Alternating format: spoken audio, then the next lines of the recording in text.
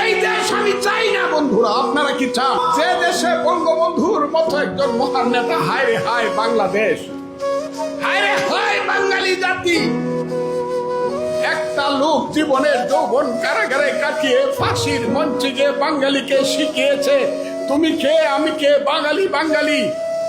যে লোকটা একটা আঙ্গুল তুলা দিলে পরে 7.5 কোটি মানুষ এক কাতারে এসে দাঁড়াতো, যে লোকটার আঙ্গুলে হেলনে দেশে মুক্তিযুদ্ধ হয়েছে, সেই লোকটার বাড়ি আগুন দিয়ে পুড়ে দিলেন।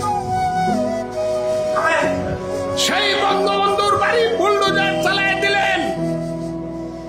কেউ প্রতিবাদ করলো না, সরকার কিছু করলো না, মিলিটারিরা চৌকিদারের ভূমিকায় অবতীর্ণ হইল।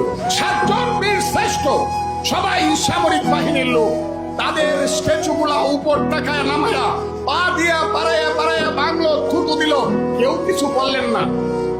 বীর শ্রেষ্ঠ কারা বন্ধুরা, বীর উত্তম কারা, বীর বিক্রম কারা, বীর প্রতীক কারা বন্ধুরা, মুক্তিযোদ্ধা কারা? আমরা আমরা এইখানে যারা বসে আছেন তারা, এইখানে যারা বসে আছেন তারা কি এই দেশে এইভাবে অপমানিত হয়ে মৃত্যুবরণ করতে চান? মুক্তিযোদ্ধা শুনলেই মারতে আসে। আমরা তো বাইচা রয়েছি অপমানিত হয়ে মরবার জন্য।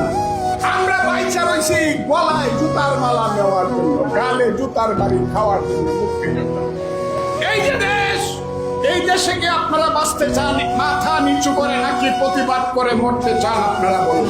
আমি যে কোনো সময় চলে যেতে পারি, মৃত্যুর আগে শুধু আপনাদেরকে বলে যাই, মুক্তিযোদ্ধারা, আল্লাহর দোয়াই লাগে আপনাদেরকে আমি হাত জোর করে বলি, দেশটাকে আপনারা বাঁচান। দেশের মানুষকে বলেন, রাজাকার আল বদরের হাতে দেশ ছেড়ে